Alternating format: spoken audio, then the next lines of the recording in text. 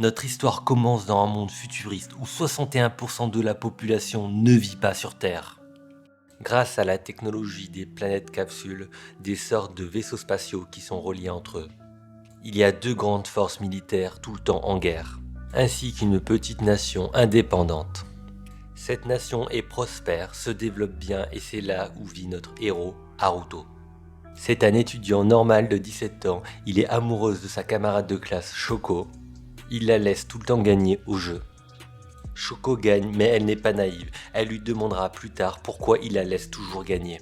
Il lui dit qu'il n'aime pas la compétition, il préfère négocier et partager les choses avec les autres. Ça ne plaît pas à un élève de l'Empire qui vient d'être transféré. Il se moque de ses idéaux et va l'harceler. Dans la soirée, lorsqu'ils balayèrent dans la cour ensemble, Haruto essaye de dévoiler ses sentiments à Shoko, mais pas de chance, à ce moment précis, l'Empire attaque ce petit pays indépendant. Haruto et Shoko essaient de se mettre à l'abri le plus vite possible dans l'école. Au même moment, un robot géant caché dans l'école sort de la Terre. Haruto voit Shoko pleine de courage aller sauver quelqu'un dans une voiture, mais pas de chance, on lui tire dessus, il y a une explosion, elle meurt. Son ami lui dit que c'est la guerre, qu'il faut accepter la réalité et qu'il faut continuer à aller de l'avant. Haruto, plein de rage, décide de monter dans le mecha pour venger sa bien-aimée. Il ne sait pas comment le piloter, mais voit un message sur son écran. Acceptes-tu d'abandonner ton humanité? Sans réfléchir, il appuie sur oui. Il se fait injecter une substance spéciale, le robot démarre. Il arrive à le piloter instinctivement. Il part à l'assaut de ses envahisseurs et commence à les exterminer un par un. Il repousse ses adversaires, tout le monde l'acclame, mais lui est toujours triste d'avoir perdu Shoko. Il tombe sur l'élève transféré, il révèle être un espion de l'Empire D. Il ne lui laisse pas le temps de souffler et le poignarde dans le cœur. Il va même lui tirer dessus.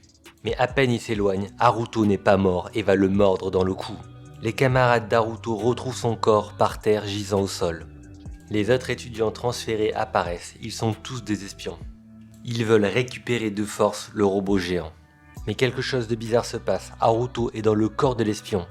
Il va les prendre par surprise et leur tirer dessus. Haruto explique tout à ses compagnons. Il veut récupérer son corps et le robot. Ils ont été emmenés par le soldat de l'Empire. Grâce au corps qu'il possède, il arrive à s'infiltrer, voler un hélicoptère pour rejoindre le robot et son corps. En voyant son corps, il trouve ça bizarre qu'il n'y a aucune blessure. Après être rentré dans le mecha avec son corps, son ami Saki le rejoint. Elle va l'attacher au cas où, lorsqu'il reprend son corps, l'espion revienne à lui. Il se réveille, prend le contrôle du robot et s'échappe. Les forces de l'Empire le poursuivent, ils essayent de l'attraper. Pendant le combat, lorsqu'Haruto est distrait en combattant ses adversaires, son otage s'est réveillé. Il arrive sans trop de mal à se défaire de ses liens et à prendre la fille en otage. Il demande à Haruto de se rendre. Haruto lui dit que ça ne sert à rien de travailler pour l'Empire. Quand il a possédé son corps, il a tiré sur ses ex-compagnons. Il est considéré maintenant comme un traître. C'est incroyable, Shoko l'appelle, elle n'était pas morte, elle était cachée sous les décombres. Il n'a pas le temps de s'en occuper, lors du combat, il charge une barre et lorsqu'il est arrivé à 100 points, il débloque sa forme ultime. Elle lui permet de décharger toute la puissance dans une attaque. Il livre alors le traître aux autorités et fait ses retrouvailles avec Shoko. Il lui avait promis de se confesser à elle, mais se dégonfle. Il n'est plus humain, c'est un monstre, il ne peut plus se permettre de l'aimer. Il montre à ses amis son pouvoir de l'immortalité, il peut se régénérer autant qu'il veut, mais il ne veut pas que cela se sache. D'un coup, il essaye de mordre un de ses amis, mais se fait gifler par Saki. Il reprend conscience et se rend compte qu'il n'est plus humain, c'est devenu un vrai monstre. Grâce à ses exploits, il rencontre le sénateur Figaro, qui le félicite. Une autre attaque de l'Empire est imminente, il demande aux écoliers de se cacher dans l'école. Malgré le fait qu'il essaye de rassurer tout le monde, les élèves paniquent et ne suivent pas ses instructions. En se retournant, il voit l'espion. Il a réussi à s'échapper de la prison, il est là pour lui proposer un accord. Il veut faire une révolution contre l'Empire et a besoin de son aide. En échange, il sauvera tous les étudiants. Haruto refuse, l'espion lui propose de lui faire un signe s'il accepte. Plus tard, le sénateur utilise des soldats au hasard pour tester le robot. Haruto essaie de les prévenir, c'est dangereux, ils risquent de perdre leur humanité. Tous les soldats qui ont essayé le robot meurent dans d'atroces souffrances. Il n'y a plus de temps, l'Empire attaque. Le sénateur panique et montre alors son vrai visage. Il ne comptait pas sauver les étudiants. Lui, ce qui lui importe, c'est sa quête de pouvoir. Il va arrêter Haruto. Des élèves assistant à la scène vont aller libérer Haruto. Il se rend compte que le sénateur n'est pas un bon type. Haruto révèle le plan du sénateur et décide avec son groupe d'aller l'arrêter. Il a déjà commencé à tirer sur des étudiants. Haruto va se battre avec des gardes et récupérer son robot. Il va ainsi arrêter le sénateur. Les élèves prennent alors le contrôle de la situation. Ils comprennent la situation.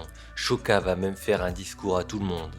Leur plan est d'utiliser Haruto pour détacher leur capsule étudiante de la planète et ainsi de proclamer leur indépendance. Ils ne sont donc plus liés à aucun pays. Ils retrouvent le bonheur et la paix. Mais c'est une paix de courte durée. Haruto et Saki décident d'explorer les souterrains. Ils se rendent compte qu'il n'y a pas qu'un seul robot, mais plusieurs. Ils comprennent que bizarrement, seuls les élèves de l'académie peuvent les piloter. Haruto ne veut pas que son amie perde son humanité. Elle veut devenir comme lui, l'embrasse, va piloter un robot et décide de renoncer à son humanité. Elle est heureuse de tester son robot. Haruto la poursuit et lui dit d'arrêter. Le lendemain, l'Empire réeffectue une attaque. Saki surprend tout le monde à piloter le robot vert. Elle défend leur petit vaisseau avec Haruto en pilotant à ses côtés et en détruisant les adversaires. L'Empire avait déjà détruit le vaisseau de Figaro. Ils savent qu'ils ne peuvent pas perdre. Ils font alors un combat acharné. Mais malheureusement, l'Empire a compris qu'il n'avait pas beaucoup de portée et commence à les combattre à longue distance. La fille comprend que ce n'est pas un jeu, elle se ressaisit. Ils vont en fin de compte gagner la bataille. Les élèves demandent alors pourquoi maintenant il y a 2 robots. Haruto ne veut pas leur révéler la vérité, il ne veut pas leur dire qu'il y a d'autres robots. L'espion qui n'a pas dit son dernier mot prend en otage des filles de l'école. Haruto décide d'aller l'arrêter. Il va chercher son robot, mais c'est une embuscade. L'espion l'a piégé. Soudainement, les autres espions du début réapparaissent et commencent à leur tirer dessus. Ils veulent se venger de la trahison de leur ex-compagnon. Haruto sert littéralement de gilet pare-balles. Il arrive à prendre l'avantage. Il explique son plan de rébellion contre l'Empire. Les renforts de l'espion arrivent, il commence à tout bombarder. Le gentil espion arrive à éjecter le vaisseau ennemi de la base, en ouvrant une porte qui va l'aspirer dehors. Il va alors ensuite proposer à Haruto de prendre possession de son corps pour pouvoir défendre la cité. Haruto va rejoindre la bataille et aider Saki avec le corps de l'espion. Elle était toute seule à combattre une armée et commençait à perdre espoir. Grâce à l'arrivée d'Haruto, l'Empire perd énormément d'unités et commence à perdre l'avantage. Il est donc obligé de se retirer. Encore une fois, leur vaisseau est sauvé. Il trouve dans la poche de l'espion une photo. Il ne sait pas c'est qui, mais pleure instinctivement en la voyant, prouvant que malgré tout, il a accès aux émotions de l'espion. Une fois ayant repris possession de son corps, l'espion dit à Haruto qu'il a encore 6 heures avant la prochaine attaque de l'Empire. Haruto est critiqué par ses compagnons car à chaque bataille des élèves meurent. Mais ils n'ont pas le temps de se chamailler entre eux, l'Empire est déjà là, il envoie des petites troupes afin de s'infiltrer dans l'académie. Haruto et Saki partent donc comme à leur habitude défendre contre l'envahisseur. Mais l'adversaire est venu préparé, avec des bonnes stratégies pour les mettre en difficulté. Ils sont en très mauvaise posture, l'espion les contacte et leur dit de former un pacte avec eux. Avec sa stratégie, il pourra sauver tous les élèves. Haruto finit par accepter. L'espion va prendre le commandement et donner les faiblesses des vaisseaux adverses pour que Haruto puisse les détruire. C'est une réussite, ils reprennent l'avantage. En plus de cela, la barre d'énergie de Haruto arrive encore à son maximum. Il commence à comprendre qu'il a une attaque ultime qui peut libérer une fois que la barre est remplie au maximum. Il effectue une attaque destructrice, un coup d'épée qui annihile l'entièreté de l'armée adverse. Après leur bataille, l'école décide de se rallier à un petit territoire, la Lune. Haruto discute avec l'espion sur les prochaines étapes pour éviter un maximum de morts. Des fois il perd contrôle, mais l'espion arrive toujours à le remettre sur pied.